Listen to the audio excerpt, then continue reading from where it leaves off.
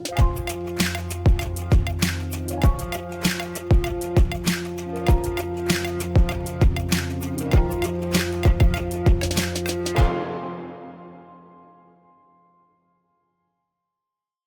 day, everyone. Welcome, and thank you for joining today's edition of Teneo Insights. I'm Kevin Kajiwara in New York City.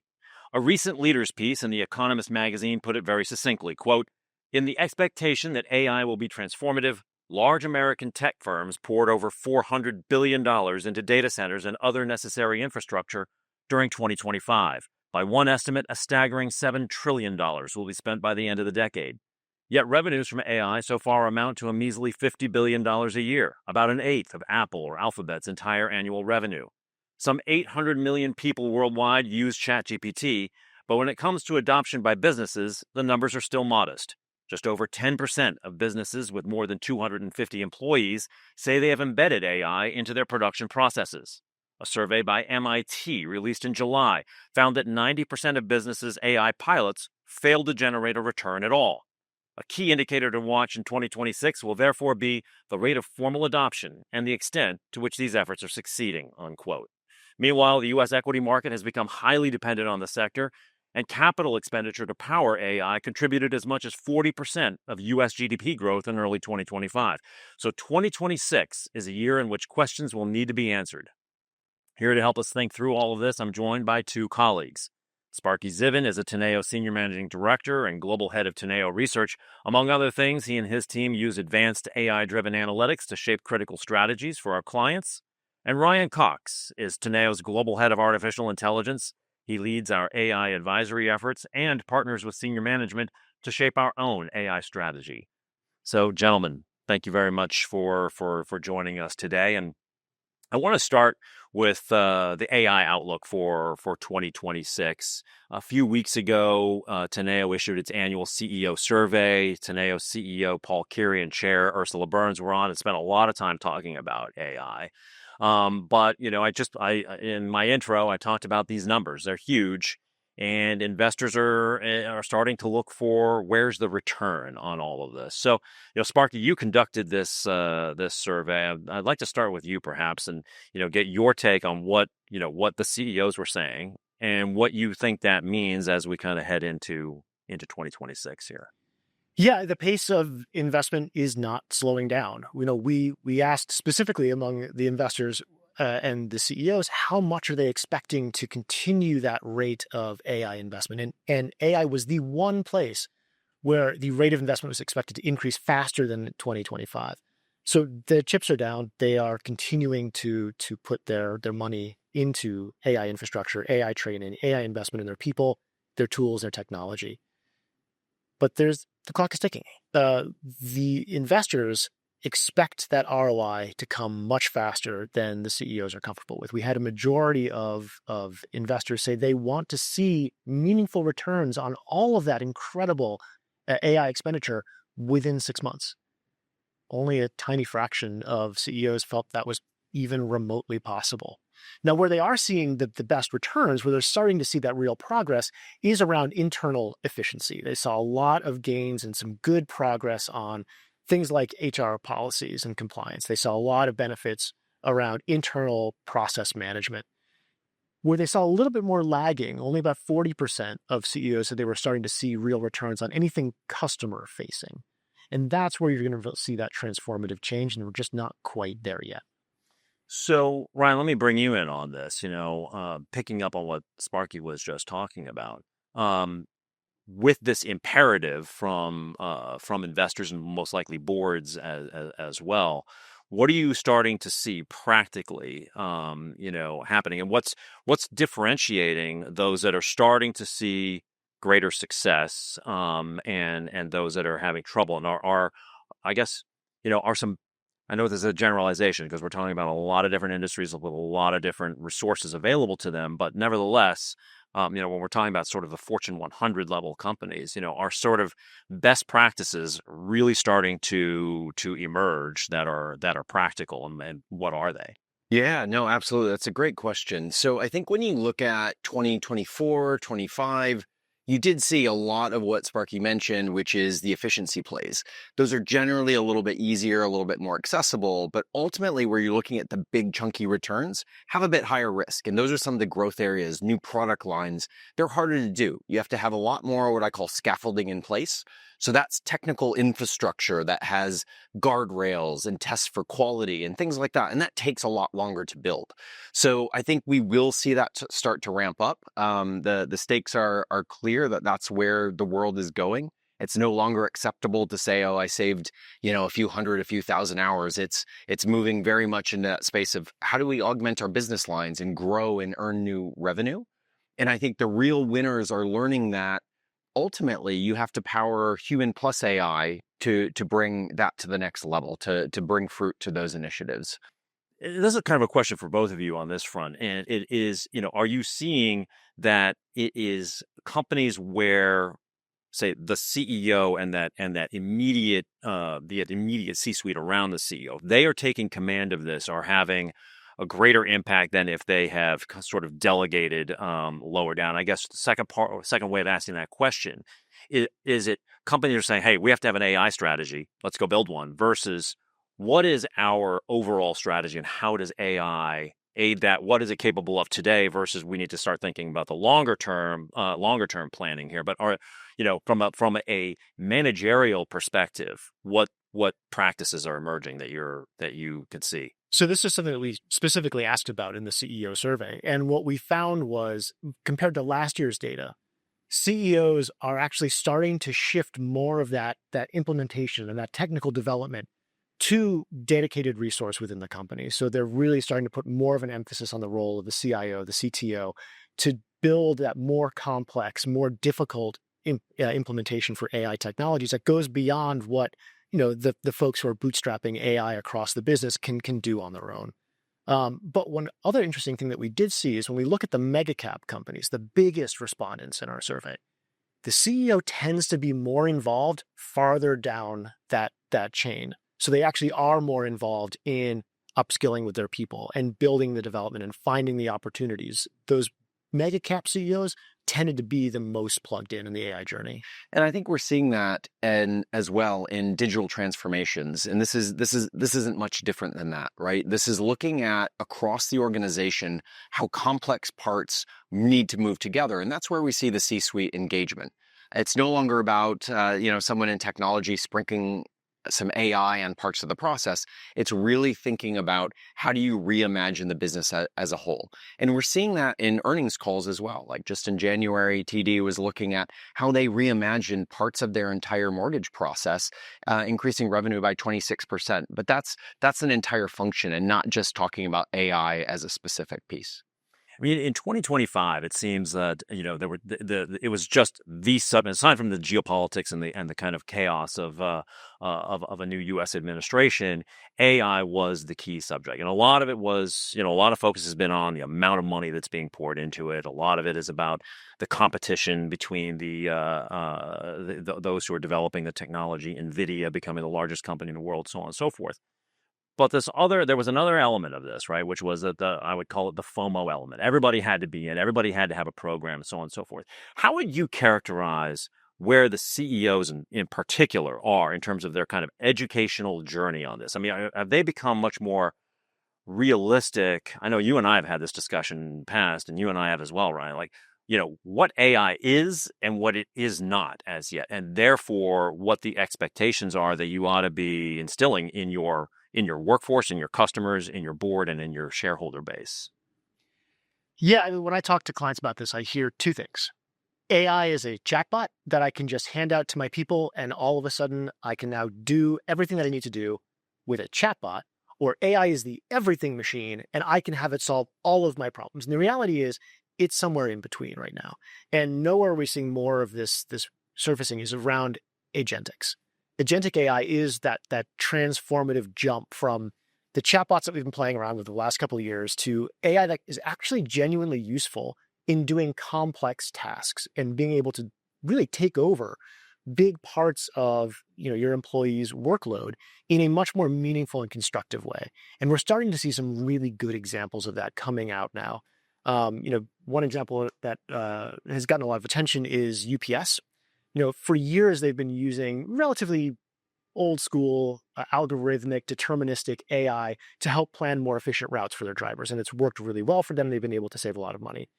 Recently, they tried applying agentic AI, which is more autonomous, it's more goal-directed, it's more creative. And they've been able to use that to find much more interesting routes, not by giving it hard parameters and rules, but allowing the AI to be more creative, be more thoughtful, and find unexpected solutions to problems that incorporate data in much more in real time. That's resulted in saving 100 million delivery miles driven, $300 million in savings to the business. Again, using a different kind of AI that's really much more suitable to dealing with ambiguity, which historically AI has really struggled with. I want to move on to the big picture here in just a minute, but I do want to ask both of you if there's anything right off the bat as we are here in early 2026 that is a red flag for you or that is a big concern. One point that I made in the opening is how much of American GDP growth has been driven by this AI infrastructure build out and how much of the S&P's market cap has now been concentrated in AI related stocks and the like. But there's been this financialization, right, where the chip manufacturers are dependent on the LLM developers. The LLM developers don't have necessarily the actual cash to be buying all of these chips. So there's this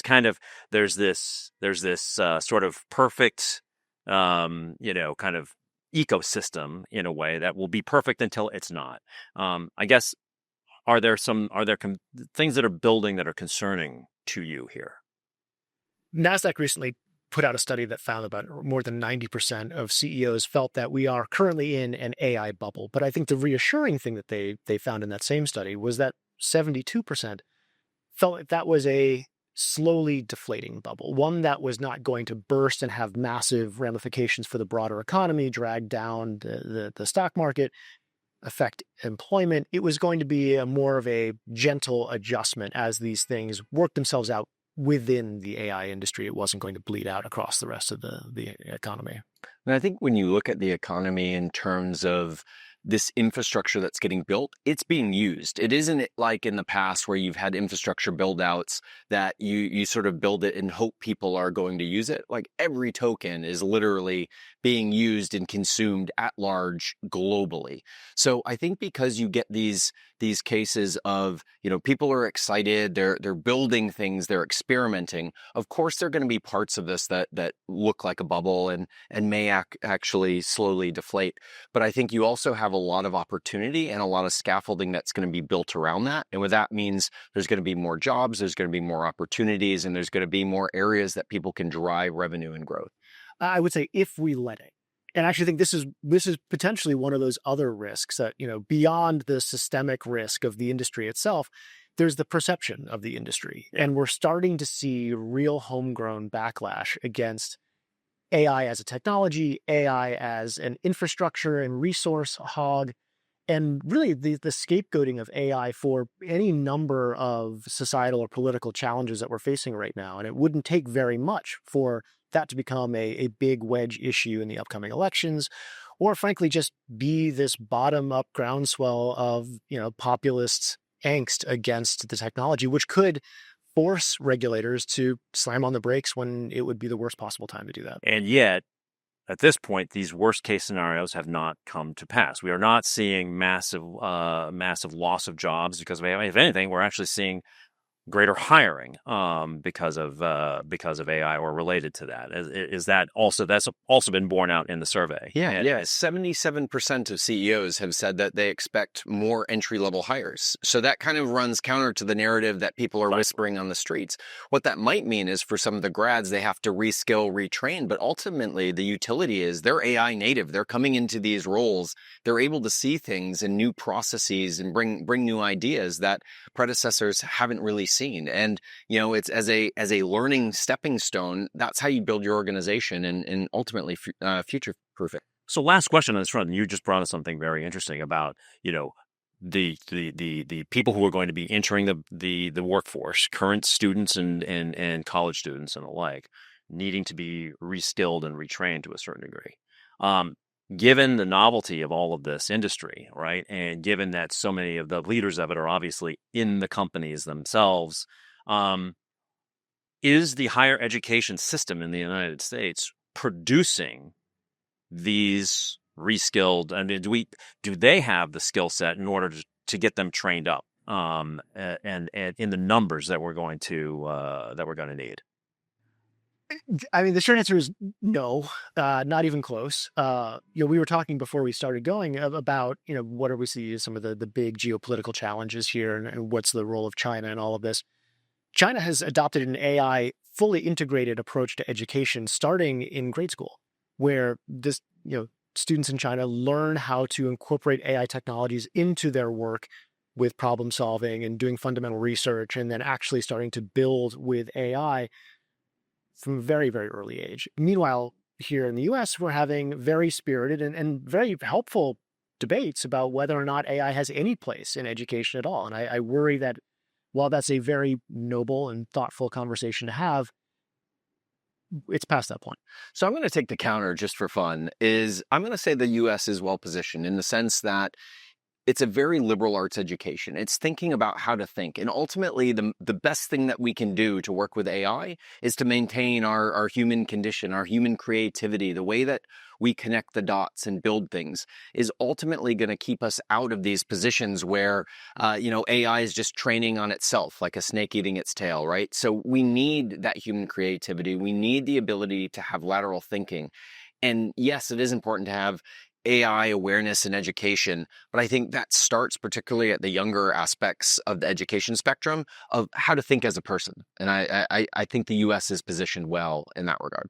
Yeah, I agree with you, and unfortunately, I agree with both of you. So it means we haven't really answered this conundrum. But anyway, that's fantastic. You guys have now set the stage for 2026, and I would like to now let's zoom out a little bit. Let's talk about AI in 2026 and the geopolitical reality of it. And you sort of just touched on that with regards to China. But again, aside from Donald Trump and Greenland and all of that, last week Davos, other than the geopolitics, was very, very focused on a lot about AI.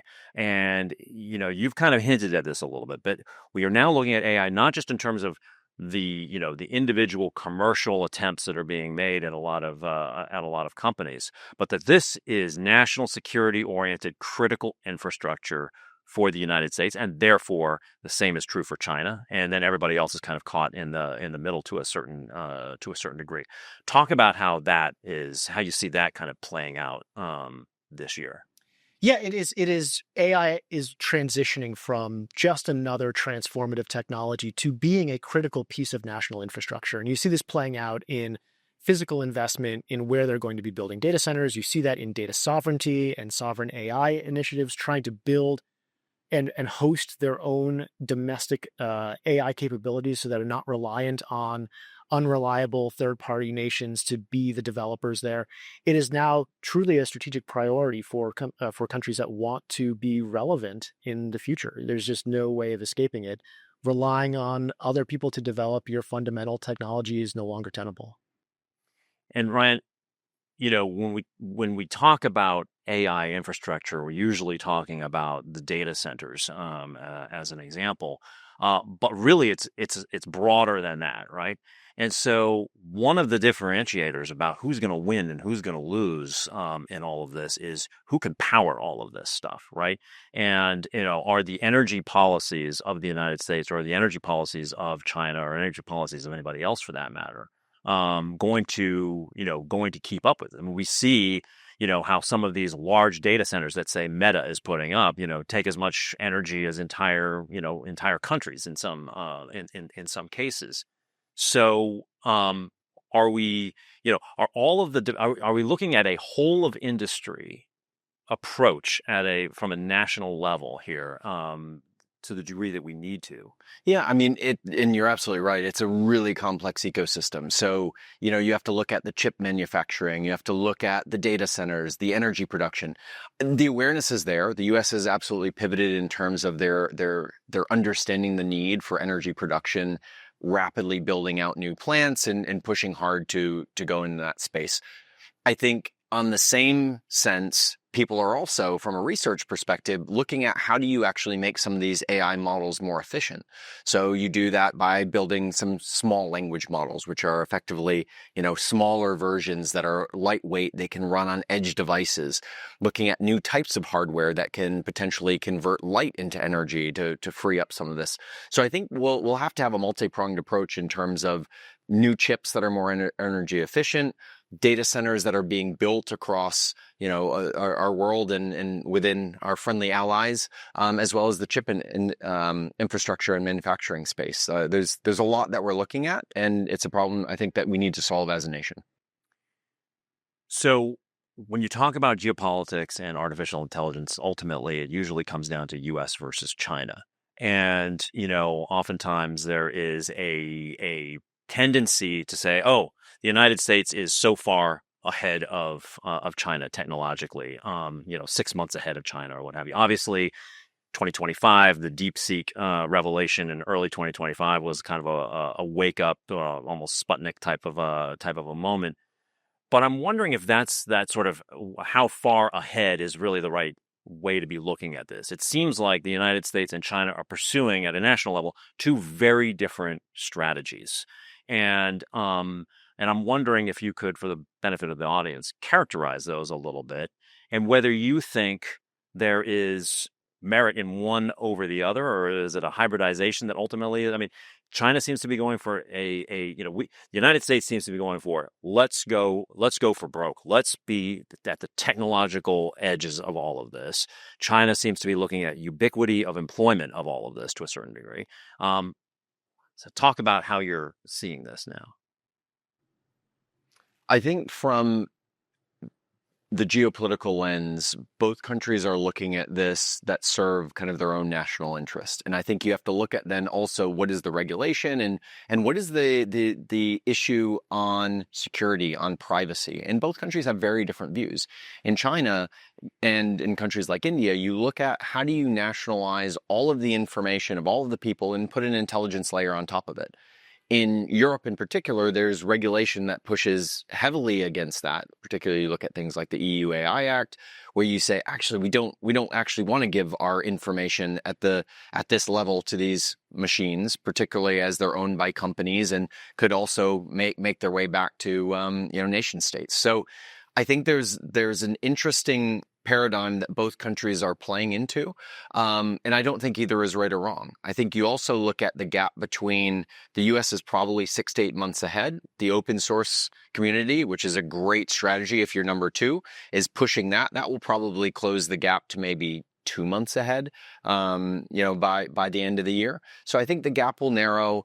But ultimately, things on either side that get learned, I think will be quickly figured out by the other side. So ultimately, it comes down to what's your policy, what's your data, and what are your people willing to accept. And I think that's where the American nation needs to be focused on of what do we do with the information once we have it, and how far are we allowing these machines to integrate into our society.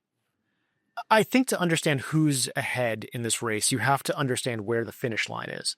And if you think the finish line is mass adoption and integration of AI into as much of the economy as you can possibly get, that leads you to decide one player is in the lead. I would argue maybe that's actually China with their broad-based approach and their integration across the entire economy. If the finish line is superintelligence and artificial general intelligence and solving the hardest problems, then I would argue the US still has a fairly well-established moat and a lead that is pretty durable there, where it's not as easy for mass market plays with good enough open source technology to catch up. If that's where we're trying to get to, I think we've still got a fair lead. But that then raises the question, does the Chinese model then become one that is monetizable, say, much faster, get that ROI much faster, and then, and that leads to a bigger global adoption in a sense? Yes, until you reach AGI. Then all bets are off, because that just fundamentally changes just about everything in the entire economy. So when you talk about AGI, and you're obviously much more learned on this than I am, but it reminds me of the old sort of Mark Zuckerberg adage, right? When he's talking about technological development, that we always sort of overpromise what we're going to be able to deliver on in 2 years' time, but like way underestimate or even imagine what we're going to be able to deliver on in 10 years' time. I guess in this kind of race, like, is how, where is AGI on the, I mean, there are some who've said we've already kind of gotten there, although it sounds to me like there's actually no precise even definition of what it is. Yeah, I mean, I think there's some people who take a look at Claude Code and say, "Hey, look, we're an AGI. Look at this. Yeah. It's an AI that can code better than any human who's ever lived." Um, my personal view, and again, this is where everyone has their own personal probability of reaching AGI, and it's based on what they see in the industry and their own vibes on the subject. I don't think we're anywhere close to real, meaningful AGI. Certainly not superintelligence. That's well beyond the horizon. So before we move on from this kind of big picture, I did want to ask one last question of you, and that is, a lot has been made of the mistakes that were made by governments and regulators when it came to things like social media, as an example. Once the genie was out of the bottle, it's been very difficult to put in. We can see the impact of that in domestic politics, polarization, elections, et cetera, et cetera, et cetera. Last week at Davos, Dario Amodei of Anthropic and his counterpart from Google DeepMind were on stage, and they were both talking about this arms race between the companies that are developing all of this technology. They both seem to acknowledge that perhaps we ought to be tapping on the brakes here, because some of the concerns that have been articulated out there, some of which sound pretty hyperbolic and whatnot about extinction level events and so on and so forth, but they both expressed a real concern of some of the unknown externalities that could come out of this kind of unbridled development of AI. But there was a prisoner's dilemma, right? I'm not slowing down, and my competitor's not slowing down, and he's not slowing down, et cetera. So nobody's slowing down. And governments, as kind of far apart as they all are right now on any kind of global commons in terms of policymaking, are also not doing anything to arrest them. So, is this a big danger? I guess, I mean, far from be it from me to refute Dario on this, but I mean, where do you guys come out on all this? I aligned with, I think, what Demis was saying, right? I think there is definitely a non-zero risk, but ultimately, I don't think we're here in the next 2 years. I think it's more of an evolution over the next 10. I think there's a lot of human alignment and work that needs to be done. And kudos to Dario and Anthropic for the work that they're doing, really, in terms of human alignment and how the models can understand a bit more of what, works well for humans and for society. And so I think if you look at it with that lens, I think you do have to have some degree of regulation that puts things in place, but certainly it needs to be unified, and there needs to be some base rules that everybody plays by, because otherwise you are going to get, whether it's, sort of nation states, or you're going to get some of the largest countries in the companies in the world are all going to have sort of this divergent path of what is and isn't allowed. And then you go right back into that prisoner's dilemma of, well, I can't stop now, and everybody just puts their foot down, on the gas. So who do you see taking that responsibility? Who's going to do it? Well, I mean, we've seen just in the last month or so that governments can, when they decide they want to act, they can actually rein in the use of AI for harmful purposes. You saw this with governments in Europe and around the world reacting to X's use of AI to create images. Right.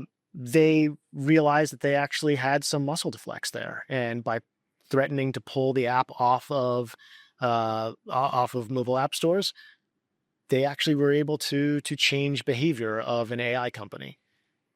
I think there's the possibility for governments to do this when they feel properly motivated, and they can find that there is actually this real focus and cause for creating that kind of action. Short of that, I don't think there's a brake pedal. So we've talked about the big picture here. I want to now pivot again and return to kind of the companies and a little more brass tacks, I guess, with regards to where we're going to get here in 2026, and looking a little bit more specifically at the risks, as everybody's trying to look at all the opportunities and how do I fit this into my overall corporate strategy and what we're trying to do.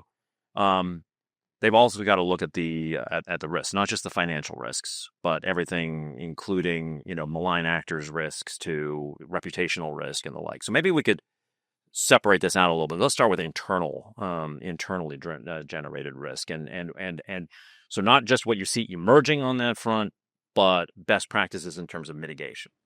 Yeah, I think when you look at it, again, taking a step back and look at it from a technology lens and not just an artificial intelligence lens, I think the banks are well positioned in this space. And I say that because they have large billion-dollar investments from the technology spend. You look at JP spending over $10 billion a year, right?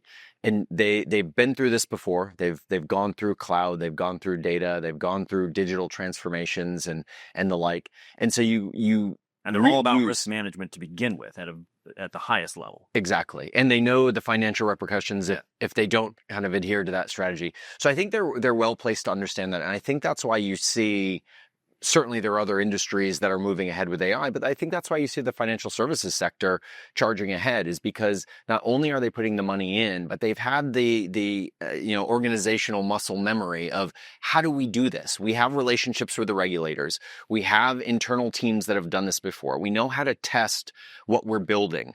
And so from an internal risk perspective, it can become a bit more contained. We can articulate what the risk actually is, how to mitigate it or avoid it, and then they'll ultimately take some bets on that. But I think they're probably a good example of a prescription to follow in terms of build your model validation framework so that you can test what you're building and put a little bit of deterministic view on top of these, otherwise non-deterministic models.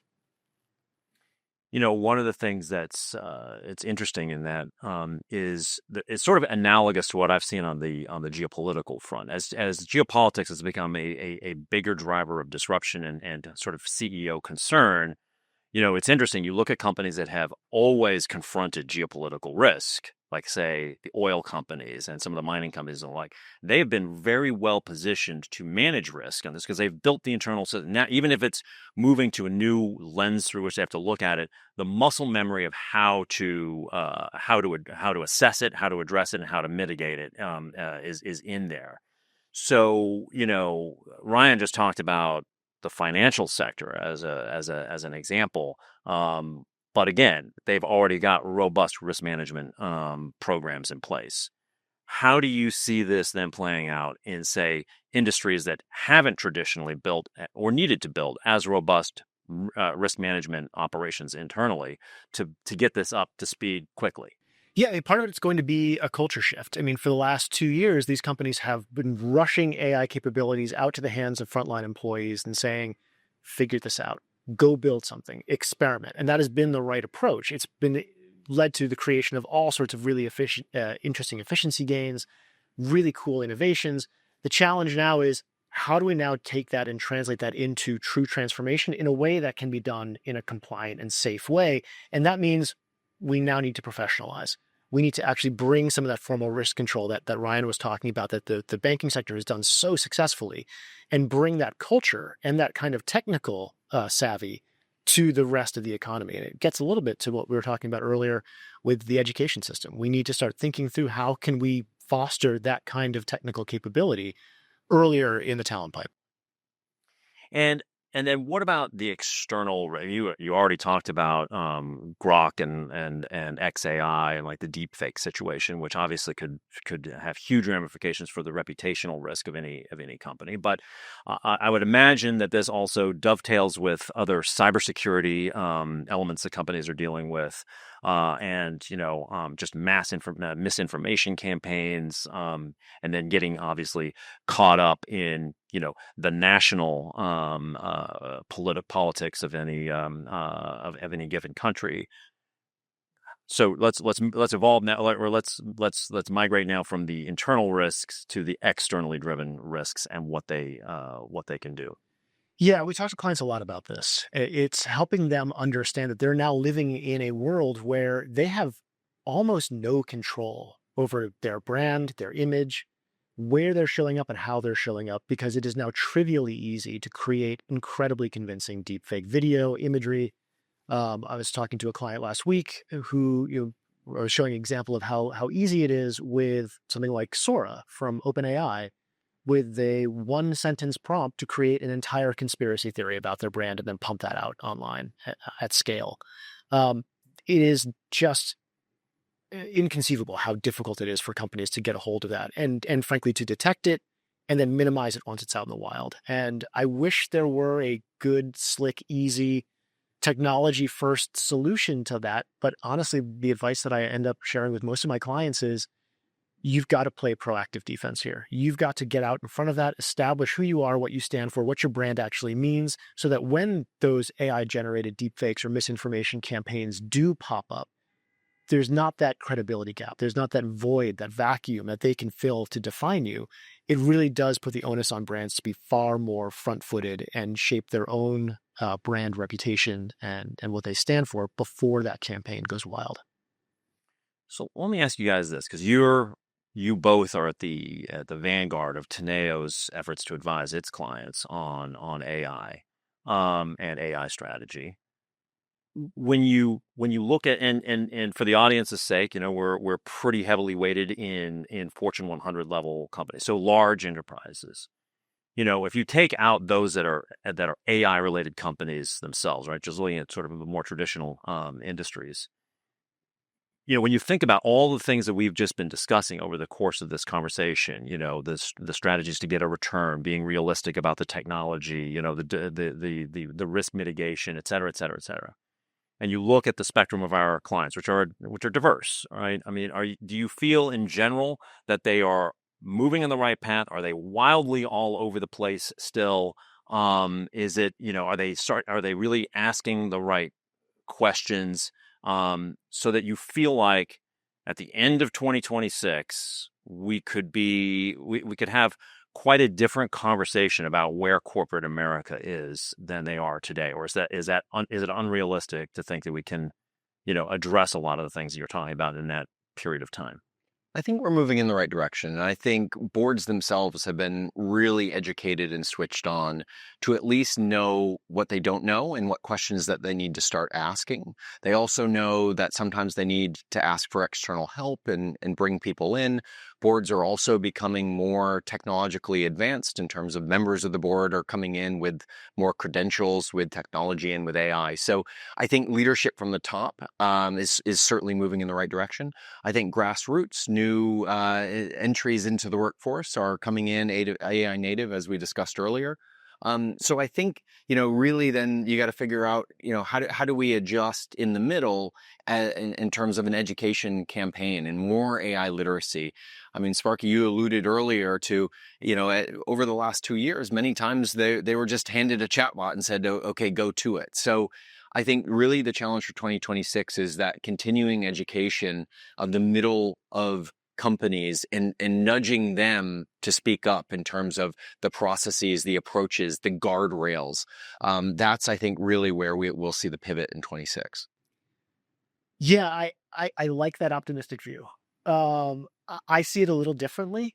I think 2026 is going to be a fairly pivotal year for AI in the enterprise. I think some organizations are going to figure out that path and jump on it and create real meaningful advantage. I think others are going to continue down the path that they're on right now of low ROI pilots and just trying to bootstrap solutions without a lot of formal investment or really taking the time to stop and think, hey, how am I actually going to transform the way my company operates, not just the way we use technology? And it's going to create this K-shaped economy for corporates, where a small fraction of them are going to create massive advantage because they will jump on, they will figure out agentic AI. They will figure out how to actually automate processes in meaningful ways. They will be able to really rethink the way that their company operates from the bottom up to bring AI not as a tool, but as, frankly, the electricity that makes everything work within their business. And the rest will trudge along using AI here and there, spicing it around and feeling good about that, but not seeing the kind of performance gains that the other X% will get. Just to land the plane here, I want to leave the audience with kind of a big question for both of you. We've been talking a lot about where the industry is going this year, where companies are, are getting in terms of their best practices, in terms of monetizing and getting return on investment, mitigating the risks that are really starting to emerge and the like. But I'm interested to know where you think you've got a counter consensus view here. What's a wild card prediction for 2026 that perhaps not everybody's thinking about? Ryan, maybe I'll start with you. Sure. I think, everyone talks about agentic AI. I'm going to take an interesting approach, I think, where I look at it being used at scale in the enterprise world for both good and for evil. So on the malicious side, bad actors potentially leveraging swarms of AI agents for doing bad things to corporations. And I think even potentially going back to the risk conversation we had earlier, within an organization, some of the safeguards not being in place, where we've seen locally a developer or a researcher has lost work because a local agent on their machine has overwritten it. I think in 2026, we're going to see a corporation at scale lose something due to agentic AI. On the converse side, I'm going to say we're going to see some interesting, I think, aspects of agentic that isn't always talked about. And that's, how do you integrate that on some of the personal assistant side of things? So, again, reimagining these assistants that can come in, connect to your calendars, connect to, your emails, and really work in the background to help move things along.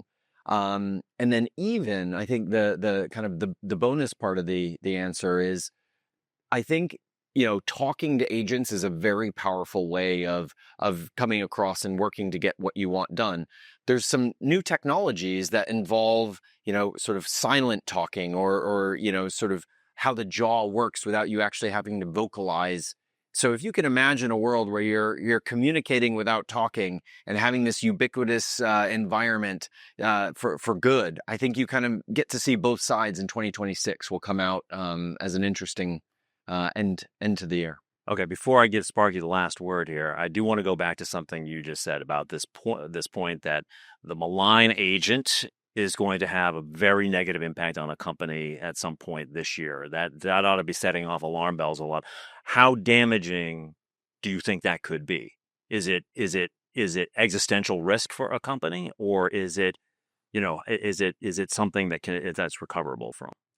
I think it'll be recoverable. I think it'll be newsworthy because once root cause comes out, it'll be the first one to at the enterprise scale have that happen.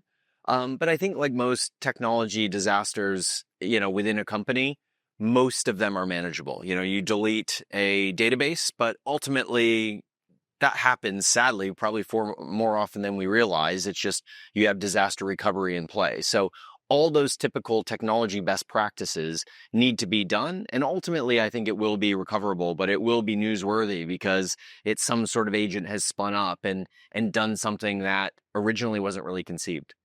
All right, so a malign agent and being able to talk without moving your jaw. What's your wild card for 2026, Sparky? I look at the way that the AI industry has grown in the last 3-4 years. We talked about AI potentially being in a bubble.